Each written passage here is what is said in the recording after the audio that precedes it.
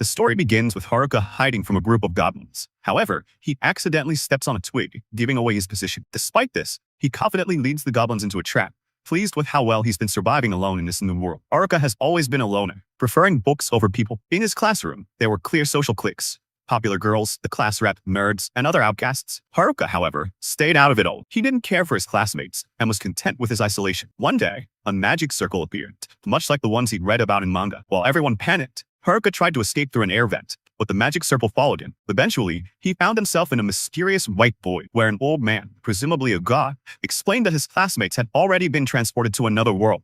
Haruka was given the chance to choose his skills and stats before being sent to this new world, but all the best abilities were already taken. Left with only useless skills like holding a stick and general health, Haruka complained to the god. Annoyed, the god granted him all the remaining seemingly worthless skills at once. Upon entering the new world, Haruka quickly realized that his bag had unlimited storage. His first skill involved rolling dice to allocate stat points, so he decided to focus entirely on luck, maxing it out. This choice paid off as he discovered he had two special skills: Loner, which prevented him from forming parties with others, and Servitude, which allowed him to command others. Haruka set out to establish a base and came across a cave. Using his limited skills like temperature magic, he made a fire and began to make the cave his home. Surprisingly, his basic abilities like fire magic and stick wielding started to improve rapidly. He found edible mushrooms that increased his latent abilities and soon became adept at surviving in this new world. His first encounter with monsters came in the form of two goblins. Though nervous at first, Haruka used his skills and strategy to defeat them. Gaining confidence from his victory, he leveled up, his stats doubled, and he discovered new abilities, including magic infusion, which allowed him to enhance his physical and magical strength. Over the next few days, Haruka continued to refine his abilities, defeat more goblins, and even decorate his cave with magic. Despite his victories, he was still craving meat and soon encountered a meaty rabbit. While chasing it, he sensed other presences nearby. It turned out to be his classmates. First, he spotted the delinquents, then the jocks, nerds, and finally, the popular girls. Each group made him uncomfortable, and despite knowing the class rep since grade school, Haruka chose to avoid everyone.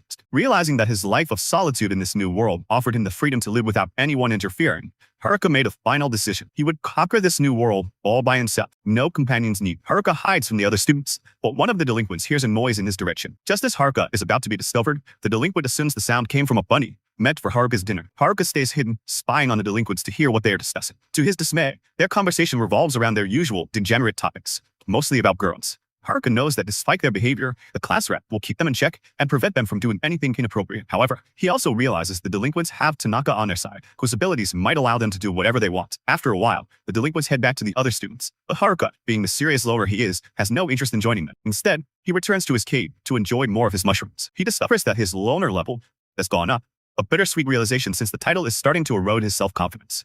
Haruka is still only at level 3. On the 7th day, Haruka wakes up to the sounds of fighting. He finds the nerds engaged in battle and briefly wonders if he should step in to help. Using his appraisal skill, he is shocked to realize that the nerds don't need his help at all. This situation reminds him of his old life, where he was surrounded by top athletes, ace students, and even children of celebrities, constantly wondering how he ended up among them. Deciding that the nerds can handle themselves, Haruka notices some small monsters sneaking up behind them. Remembering the times he was on friendly terms with the nerds, he decides to help them out. After the fight, the nerds thank him, and Haruka invites them to check out his cave. The nerds are amazed at how impressive it is, and Haruka explains that he recently learned earth magic and used it to make his cave secure and cozy. When they ask if he did all of this alone, Haruka simply points out that he's always alone. Curious, Haruka asks why the nerds aren't with the rest of the students, and he is shocked by their response. They're on the run. They explain that when everyone was transported to this new world, chaos immediately followed. No one had any idea how to survive in an isekai, another world scenario, except for the nerds. Their extensive knowledge and quick assignment of skill points drew the attention of the jocks, who demanded information from them. Everyone else was panicking, but the class rep knew they had to keep quiet and stay hidden in the woods. Unfortunately, they were soon found by a group of goblins. Haruka is shocked to hear that even the delinquents were trembling with fear. But this was the nerds' moment to shine. They acted like protagonists from an anime, bravely fighting off the goblins. Inspired by their courage, the jocks joined in, and together they managed to defeat the monsters. The class rep then quickly gathered everyone and led them to a safe riverside clearing. Once there, the nerds continued to shine, helping everyone set up camp. Their deep knowledge of isekai, combined with a lifetime of avoiding outdoor activities, had somehow made them experts in survival. The class rep organized everyone into groups and assigned tasks, and for a short time, it seemed like they had formed a functional community. Everyone was working together as one. However, this sense of unity didn't last long. The popular girls soon decided they didn't want to work anymore. Despite the class rep's efforts to convince them that cooperation was their best chance for survival, the group began to fracture. Exhausted by the constant work, they left all the responsibilities to the nerds. Gradually, the camp fell apart, and there was nothing the class rep could do. Eventually, only the class rep, the nerds, and a couple of other students continued to work, while the rest simply lounged around lazily, contributing nothing. The nerds eventually began to resent the other students, as they were left to do everything, including all the fighting. Despite this, the nerds were reliable, mainly because they had a strong desire to get stronger and level up. They had noticed the skills the delinquents had chosen, skills like charm and puppeteer, which granted control over others. The nerds realized that the delinquents had bad intentions and began leveling up specifically to counter them. The delinquents were also leveling up, needing power to make their manipulative skills effective. The nerds, keeping a close eye on them, eventually learned what the delinquents were planning to do with those skills. Plans that involved manipulating some of the girls in the group. The nerds quickly informed the class rep, and she decided that she too had to become stronger to protect everyone. Unfortunately, the delinquents managed to reach the level requirements for their skills soon after. Just when the class rep happened to run into them, things seemed dire. But before the delinquents could act, they were swiftly taken down. The nerds had anticipated this moment and used their sealing abilities to neutralize the charm and puppeteer skills. They exposed the delinquents' vile plans, which led to the delinquents fleeing from camp. However, the delinquents eventually returned, seeking revenge. Armed with weapons, they destroyed the camp and declared that they would return later to cause even more chaos. Strangely, the nerds were blamed for everything that had happened. The popular girls, who the nerds had saved from becoming puppets, were the first to turn on them, and the other students soon followed. Although the class rep and a few other students took the nerds' side, it was overwhelming, and the nerds decided to leave. Haruka felt really bad for the nerds, so he threw a mushroom party to lift their spirits. He even spent the following day with them, and during that time, he realized that maybe being a loner wasn't the only way to live. Eventually, the nerds decided to leave, inviting Haruka to join them as they sought a nearby town to start their adventure. Though Haruka admitted to himself that he felt closer to the nerds than any other group, he surprised everyone by declining their offer. He knew that his poor stats would only hold them back, so he wished them well and sent them on their way. The nerds, however, seemed worried about the class rep, and this prompted Haruka to decide to go check on the other students. On his way, Haruka was confronted by a kobold, but he managed to knock it out with a punch. When he reached the campsite, he was surprised to find it empty. Using his enemy detection skill, he noticed some footprints and decided to follow the trail, which led him to find the popular girls. Panicking, Haruka turned to head home and cook dinner, but the girls stopped him, insisting that they just wanted to talk. Haruka wasn't interested. Being around them was the exact opposite of the peaceful solitude he enjoyed. He tried to run, but the girls politely asked him to stop, even saying, "Please," which completely shocked him. They explained that they were looking for the nerds, not to make them work again, but to apologize. They realized they owed their lives to the nerds. Haruka was skeptical, knowing these girls had likely never apologized to anyone in their entire lives, but this seemed serious. He broke the bad news that they probably wouldn't be able to catch up to the nerds, but they insisted on knowing where they had gone. Haruka pointed out that they wouldn't make it out of the woods in their current state. They didn't even know how to fight. The girls looked discouraged, but Haruka demanded to know if they were really going to give up. He wanted to see if they were truly serious about apologizing to the nerds, and in his own way, he thought of testing them. Unfortunately, his harsh motivational tactics backfired, and the girls started crying. They simply wanted to apologize to the nerds, but now, which activated his domination skill. This made him the leader of the girls, and Haruka was left bewildered by how it all happened. The girls began to follow him around like lost puppies, with hollow, obedient expressions. It became even more unnerving when they started finishing off monsters without saying a word, returning with crystals dropped by defeated monsters as if they were retrieving a toy. Haruka tried to heal them, but they only healed him in return, despite him not needing it. He feared what the class rep would say if she saw this strange dynamic, and began to wonder how he could cancel his domination skill. Just then, the class rep found them, but Haruka, deep in thought, didn't notice her at all. She had to force him to acknowledge her presence. Meanwhile, the delinquents, somewhere else, began plotting again, and they decided that their first priority was to get rid of their biggest threat. Haruka is startled when the class rep screams, but she quickly reminds him that they've been friends since grades. She's accompanied by the other groups, though the class rep is more concerned about what happened to the popular girls. Haruka doesn't know how to explain that the girls have fallen under his control. He barely understands it himself. Finally, Haruka confesses that the girls have become his servants, which infuriates the class. She points out that the domination skill is supposed to work only on monsters. Haruka tries to explain it was a mistake, but none of the girls believe. Feeling trapped, Haruka decides to leave, but the girls stop. Haruka, a loner at heart, just wishes he could go home alone. In the meantime, Haruka decides to practice and things start off well, but he ends up accidentally burying himself in the process. Shimazaki told her everything, realizing that Haruka was just trying to help the girls. Haruka, however, doesn't even remember saying anything. The girls thank him for his kindness, but all Haruka wants is to go home. They pressure him to keep helping them, and the class rep becomes curious about what Haruka means by home. Haruka explains that he has built a home in this new world, which shocks the class rep. She thought he was born here. Haruka reveals that he constructed the home himself. Class rep quickly points out that he's the only one with those thoughts. Haruka leads the girls to his house, and they are amazed by the path. Thanks Haruka for everything. She confides in him that the other boys had abandoned the girls, leaving them scared and vulnerable. Being around Haruka, along with the amenities and his home, has helped calm everyone down. Though the class rep feels she hasn't contributed much to the group, Haruka reassures her, pointing out that while she might not have done as much as the nerds, she still played an important role. He explains that the nerds spent their entire lives preparing for this situation by playing games like World of Warcraft, which makes the class rep feel better. As the class rep joins the other girls for the night, Haruka realizes he has a home, food, and the ability to defeat monsters. That makes him even weirder than the nerds. The class rep goes to sleep, but Haruka knows he won't be getting any rest tonight. The next morning, Haruka is woken up by one of the girls who tells him that breakfast is ready. Though he just wants to sleep a little longer, she insists. Haruka, still half asleep, is surprised to find that she's made fish for breakfast. After taking a bite, he becomes emotional, realizing how long it's been since he's had such a good meal. The class rep can't believe he's so moved by the fate of fish. They're too fast and slippery to catch, so he's been stuck eating mushrooms by the brick. One of the girls demonstrates how she uses lightning magic to stun a group of fish in the water. Haruka asks her to do it again, but this time he wraps her lightning magic with his hacking skill, allowing him to move the magic and capture more fish. Haruka celebrates, realizing he has just learned lightning magic. He's not sure exactly how it works, but he explains to the girls that by using his hacking skill on elemental magic, he can harness its power. The class rep is impressed, thinking this new ability is overpowered, but Haruka brushes it off, saying he's stuck with all the worst skills, realizing they need to gain some experience before they can take on tougher monsters. However, he's shocked to learn that all the girls are over level 16, while he's still stuck at level 7. Haruka starts their training by having them fight a group of low-level kobolds, but to his dismay, the girls are the ones who end up knocked out. Haruka, happy that his magic tent has expanded, lets the girls gather inside to review their battle. Afterward, most of the girls leave, but the purple-haired girl from earlier stays behind. She apologizes for her behavior that morning, explaining that she was testing him.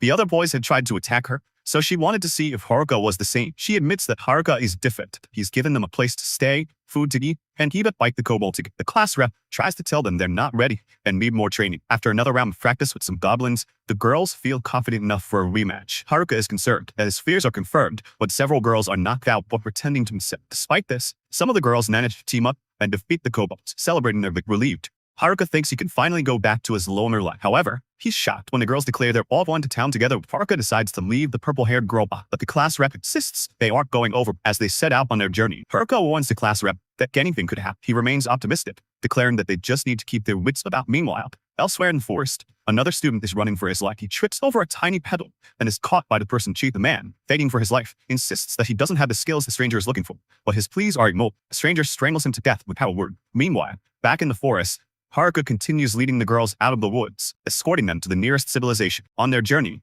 they encounter a massive level 11 orc. Haruka tells the girls to stand back and observe his fight to learn from him. With that, he charges forward, wielding only a tiny stick, while the orc swings its enormous club down. He recalls the nerds telling him that orcs have high physical defense and can only be defeated with magic. Scrolling through his status screen, Haruka discovers a powerful spell known as Grand Magic.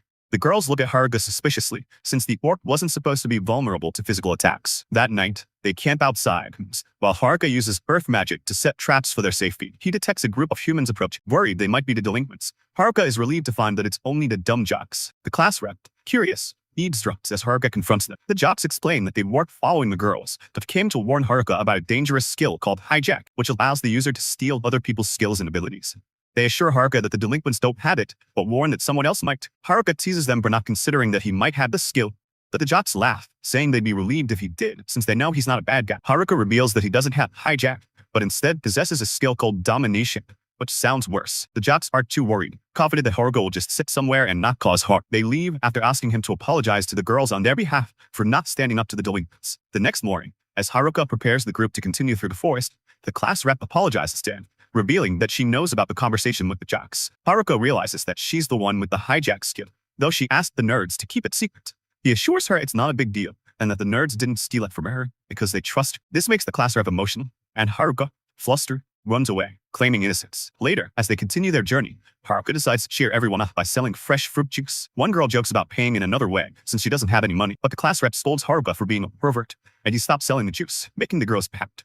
They eventually reach a river where Haruka scouts ahead, using physical enhancement and great magic to lighten himself. He gets a good view of the forest from above, but crashes to the ground after realizing he doesn't know how to land safe. Back at camp, the class rep scolds Haruka for being reckless, but he smooths things over by offering fresh fruit. The next day, they encounter a party of NPCs from this world being attacked by monsters. The class rep insists on helping them, despite Haruka's warning that the NPCs could be dangerous. Reluctantly, Haruka agrees and uses his magic to launch himself toward the NPCs. However, as he flies, he realizes the class rep is hanging onto his cloak, having been caught up in his wind mat. They crash down on the monsters, inadvertently saving the NPCs. The NPCs introduce themselves as Bofar and Gage, thanking Haruka for the rescue. They explain they're merchants who picked up an adventurer's quest to fend off monsters attacking the route. Afterward, Haruka cooks some of his bush mushrooms, and the NPCs reveal that they're quite valuable, much to Haruka's jealousy. The class rep keeps Haruka in line, preventing him from becoming a villain, and the group follows the NPCs to a town called Tamui. The girls rush toward it, excited, while in the background, we see the delinquents leveling up and plotting revenge. They planned to regain their puppetry and mesmerize skills first, while the jocks secretly observed, worried about their next. Haru couldn't help but smile as he watched the girls excitedly explore the new city. For a moment, Haru wondered if he should leave since his job seemed done. Thankfully, the class rep was there to maintain order. Frustrated by the chaos, she yelled at Haru to help her manage the flock of bumbling idiots, as she put it. Haru chuckled, thinking she was exaggerated. But when she blew her whistle, the girls immediately gathered around her like a team of disciplined soldiers. Haru was impressed. He had never realized the class rep held so much authority. Feeling reassured that the girls were in capable hands, he leaned back to relax, until the class rep turned to him with a glare, making it clear he wasn't off the hook just yet. At first, they'd visit the Adventurers Guild to trade their loot, then use the money to register with the guild. The class rep shot him a sharp look before ushering everyone toward the guild. When they arrived, Oft explained that the guild master wanted to see him.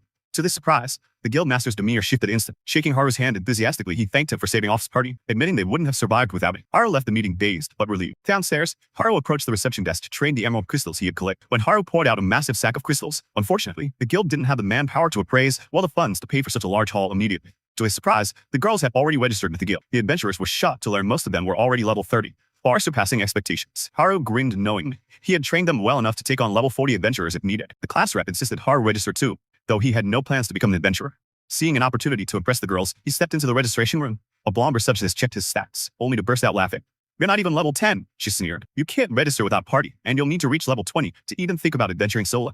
The class rep, feeling sorry for him, quickly cheered him up, and they all headed to their hotel.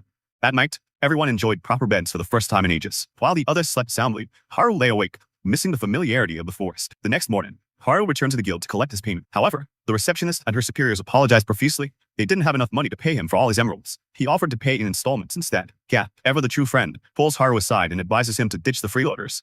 "You need to get some real fun, my man," he whispers conspiratorially, winking as he hints at a certain shot. Haru's interest is piqued.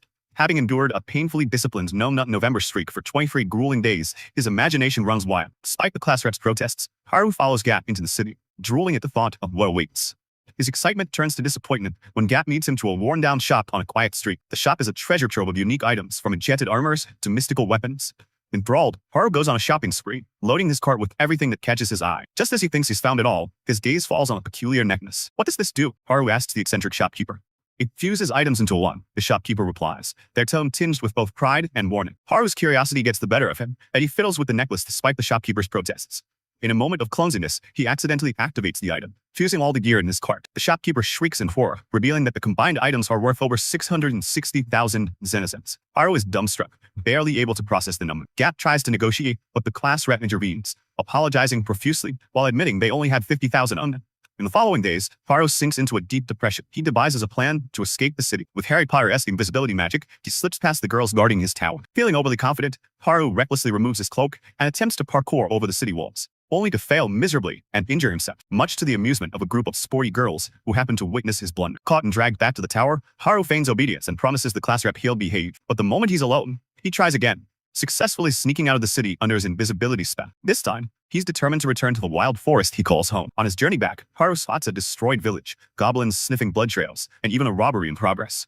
Though tempted to intervene, he reasons that these incidents are part of this world's harsh reality and continues on his way. However, when one of the robbers hurls a spear at him, Haru retaliates. He easily defeats them, but his victory attracts the attention of a noble girl named Mary. She introduces herself, thanks him profusely for his help, and begs him to escort her safely to her destination, offering a reward in return. Enticed by Mary's promises, Haru reluctantly agrees. Hera had been eager to return to the forest, but the last part of the journey convinced him to stay and assist. Inside the carriage, Mariel asked him where he was from. He explained that he came from a horrible place, a city with a terrible guild, where visitors weren't even allowed to leave whenever they wanted. To make matters worse, the carriage was headed back to Omu, the very city he wanted to avoid. She claimed that it wasn't fair for him to act so upset when she had dressed up for him. Hera responded cynically, insisting that he wasn't trying to escape, just waiting outside, though Mariel already knew better. Frustrated, she dragged him to a grand feast, forcing him to stay and indulge in the lavish food. Later, she asked the maid to bring a cash reward for saving her, handing him an official identity card that would allow him to come and go from the city freely. In exchange, she only asked that he remember the city's name. Hera, however, was more focused on the consistency of the pudding than the noble's request. Embarrassed, Mariel softly complained that she had gone to so much trouble to make him stay, but Hera simply shrugged it off. When he left later to return to the inn where his group was, the class representative was curious about why he had been invited to the Lord's mansion. Hera pretended he didn't know the reason, hoping the topic would be dropped. However, the class representative insisted that he couldn't leave the city. Hera, cynical as always, agreed, but secretly planned his next escape. That night, after everyone left, Hera quickly donned his invisibility cloak and prepared to leave. For his 8. He also wrote a letter to the class representative, assuring her that he was going to check on the athletes in the forest and asking them to continue leveling up in his absence. He now had no intention of looking out for anyone else, not even if a carriage was attacked on his way. He was headed straight to the forest, where he felt at home once again. As he ventured deeper into the woods, he realized something was off. He found a blood stain on a rock, and soon discovered the trail of blood leading further into the forest. Following the trail, he found the athletes severely injured, lying on a rock. Relieved that they were alive, Hera quickly used his mushroom healing potions to stabilize them. The athlete leader, Kazak, regained consciousness and asked about the girls. Hera reassured him that they were safe in the city. Kazak, grateful for Hera's help, acknowledged that they were the best athletes the class could need. However, as night fell, Hera learned that all the bullies were dead and the nerds had disappeared. The mysterious swordsman had killed them, taking all their weapons with him. Kazak believed this swordsman was after the class representative because of her rare ability to steal abilities upon killing, a skill that made her highly sought after. Hera, though, was troubled. Only he and the nerds knew of the class representative's skill, but the athletes seemed to assume it was common knowledge. The mysterious swordsman had been asking about her, and Hera realized that this was no coincidence. The swordsman must have targeted her, and now Hera had to stop him. With this in mind, Hera decided to help, but he made it clear that he wouldn't work with the athletes. Instead, he would take on the swordsman alone, leaving the athletes to return to the city and join the girls. However, he knew the athletes were in danger, and if they were killed, no one would be left to protect the women. As the athletes left, Hera prepared for his confrontation with the swordsman. While the girls searched for Hera around Omu, he continued to train, hoping to level up enough to face his formidable foe. Along the way, he defeated some goblins, but it wasn't enough to prepare him for the swordsman. Then, fate smiled upon him when he encountered the Goblin King, a formidable monster that could grant him the experience he needed. After a fierce battle, Hera defeated the goblin with a combination of magic and agility. But just as he thought it was over, the Goblin Emperor appeared, a level 50 creature far stronger than anything he had faced before. Hera knew he couldn't face the goblin head-on, so he used the same tactic again, mixing his spells into one powerful attack. The Goblin Emperor seemed unaffected and retaliated, dealing a vicious blow to Hera's face. As he struggled to stay alive, Hera remembered that his friends depended on him. Summoning his last ounce of strength, he launched a final attack, defeating the monster. Exhausted, Hera returned to his cave as the sun began to rise, celebrating his ascent to level 11. He checked the new skills he had acquired, including a unique ability to combine different magic spells into one seamless attack. Just then, someone approached his dwelling. Hera lowered his hood, revealing himself to be Tanaka, the boy who had supposedly been bullied by the delinquents but had been scheming all along. Meanwhile, back in Omu, the girls returned to find the athletes at the city wall. Kazak explained that Hera had stayed behind to confront the mysterious swordsman. As Tanaka entered Hera's cave, he revealed that he had infiltrated the bullies and used them to separate the entire class. He had orchestrated the entire situation, but now his focus was on obtaining the class representative's power. Furious, Hera confronted Tanaka, demanding to know what had happened to the other members of the group. Tanaka coldly revealed that they were all dead. He then stopped the small talk, eager to reach the class representative and her overpowered ability. Hera, seeing through his plan, raised his weapon, determined to stop Tanaka before he could do any more damage. Tanaka, with a smug grin, lifted rocks from the ground, creating a cloud of dust to show off his power. The battle was about to begin. "Chill out, will you? What's that smelly stick supposed to do? Poke me to death?" he sneered. With that, Tanaka unleashed his full power. Rocks rose from the ground and shot toward Haru, who narrowly dodged them. Tanaka activated his unique skill, Tweak. Tanaka looked genuinely impressed. "You're better than I thought. So tell me, when did you start suspecting me?" "From the beginning," Haru replied. "You were too smart to just hang out with the delinquents. I figured there had to be a reason." Tanaka laughed. "Clever. You're right. As soon as we were teleported, I planned this. I couldn't get the hijack skill, so I picked Tweak. It was enough to manipulate those idiots into doing whatever I wanted. And now, here we are." He snapped his fingers, binding Haru's foot with a vine, then hurled a blazing fire spell at him. Haru braced himself, but instead of burning, the flames were absorbed by his staff. The herb infused in it nullified the attack. Tanaka's eyes widened in disbelief. Haru seized the moment to counterattack, but Tanaka had been feigning surprise. A gleaming sword appeared in his hand, seemingly out of nowhere, and he blocked Haru's strike effortlessly. "Let's see how you handle my arsenal," Tanaka sneered, summoning an array of weapons. Each time he attacked, he switched to a different weapon, keeping Haru on the defensive. A devastating strike sent Haru flying across a riverbank. Haru groaned, his body battered and exhausted. "How can you use so many weapons and abilities at once?" he muttered. Tanaka strutted toward him. "Give up already. You can't win." Haru forced himself to his feet. "It's the copycat skill, isn't it? You've been copying everyone's abilities." Tanaka's grin turned furrowed. "Correct. When I get the class rep's hijack skill, I'll copy even more. Everyone will fall before me." Despite the mounting danger, Haru smirked. "I figured out your weakness." Tanaka froze. "What did you say? You could only use a copied skill 3 times, can't you?" The statement hit Tanaka like a hammer. His composure cracked, and his attacks became wild and desperate. Haru, now on the offensive, dodged his erratic strikes. "You wasted your skills on purpose, didn't you?" Tanaka growled. "Yep." Enraged, Tanaka activated a new skill, Instant Death. A dark aura enveloped him as he fired the spell at Haru. The lone wanderer collapsed to the ground, motionless. Tanaka laughed triumphantly, stomping on Haru's head. "Pathetic. You thought you could beat me?" As he turned to leave, A voice called out. Leaving so soon? Tanaka whipped around, his jaw dropping as Haru stood up, alive and well. How? General help, Haru replied casually. It makes me resistant to status effects, including instant death. Oh, and I maxed out my luck stat, so your spell didn't stand a chance. Tanaka's face twisted with rage.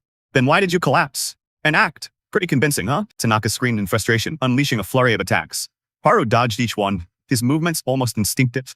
Your tricks won't work anymore, Haru said, countering with a devastating kick. Desperate, Tanaka summoned his ultimate weapon, a dagger that allowed him to vanish and reappear mid-strike. Haru narrowly evaded the attack, realizing too late that it was a decoy. Tanaka emerged from behind a boulder, charging up another instant death spell. The spell struck Haru, but he stood his ground, smirking. You're out of tricks. Enraged, Tanaka attacked recklessly, but Haru used his final skill, Gambit, delivering an unavoidable blow that knocked Tanaka unconscious. Haru staggered, the toll of the battle finally catching up to him. As he fell to his knees, the nerds appeared, catching him just in time. You're late, Haru muttered. They smiled sheepishly. We saw the athletes and rushed here. Good thing we did. Back in the city, the girls showered Haru with gratitude and scolded. The class rep hugged him tightly. Don't ever scare us like that again, she said. Thanks for watching this recap. Don't forget to subscribe for more videos, and let us know in the comments which anime do. Clavitas, the strongest demon lord in the world, was living peacefully in his own territory. But just like humans who want to take control of forests, they also set out to seize his land. As a result, Clavitas became angry, and after sending all those intruders straight to meet their ancestors, he decided to wipe out the entire human race. However, during this fierce march of destruction, a mother began begging for her son's life, and because this demon happened to have a generous heart, he agreed. Now, he would have to hide his identity and raise this child among humans. Meanwhile, a group of heroes was traveling deep into the dense forests to slay that demon. All of them carried powerful weapons called Rekelia, which were special weapons far stronger than any human-made armaments. But as soon as they arrived at the location, their driver became a meal for some beasts. Seeing this, the heroes jumped into battle and began using their weapons to kill those monsters. After slaying their way through the monsters, they headed toward the beast's den. Along the way, they encountered a massive hydra, which Stefan managed to slice apart with his blades. But even with its head severed, the snake lunged to bite Stefan, and at the last moment, Alicia plunged her sword into its eye, saving him. And it became impossible for players to log out, and our protagonist Shin kept fighting to beat this game. We then see Shin leaving to fight the final boss of the game, and his friends ask him to take care of himself. Afterwards, Shin fights the final boss, and he tries to take its head, but the final boss dodges and Shin only cuts off its wing, then regenerates its wing, and Shin keeps on attacking the final boss. After a long fight, he chips down almost all of its HP, and he takes out the final boss with one of his skills. He then hears an announcement telling him that the dungeon has been cleared and players can log out. Now Shin is happy that it's finally over, and he uses a scroll to check out if everyone is able to log out. He notices the names of the players disappearing from the scroll, and one by one all of the players log out of the game, and he is the only one left. He then tries to log out as well, but he notices a gate appearing behind him, and he thinks that there shouldn't be any more events in this game. Afterwards, Shin opens his eyes in a grassland, and he notices that this place looks too realistic to be a game. He tries to check the menu, and he notices that he can still pull up windows.